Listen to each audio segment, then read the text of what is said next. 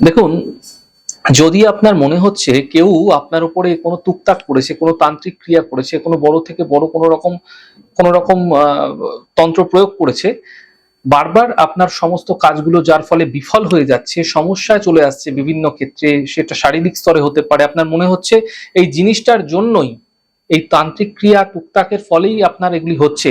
অবশ্যই তন্ত্রক্রিয়ার প্রভাব মানুষের তো থাকেই, মানুষের জীবনে বিশেষভাবে পড়তে দেখা যায়, এবং তন্ত্রের প্রয়োগের ফলে অনেক বড় থেকে বড় সমস্যা খুব সহজেই মানুষের জীবনে কিন্তু চলে আসে।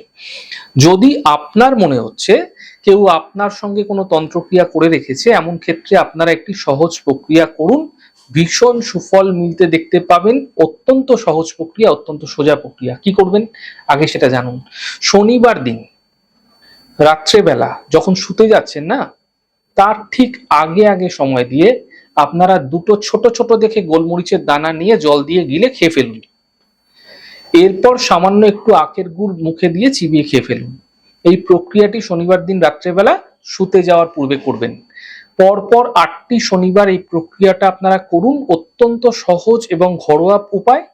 এই উপায়টির মাধ্যমে আপনারা দেখবেন আপনাদের ওপর যে তন্ত্রক্রিয়া, টুকটাক, টোনা টোটকা যেগুলো করা হয়েছিল, তার প্রকোপ খুব দ্রুতই ধীরে ধীরে আপনারা কম হতে দেখতে পাবেন।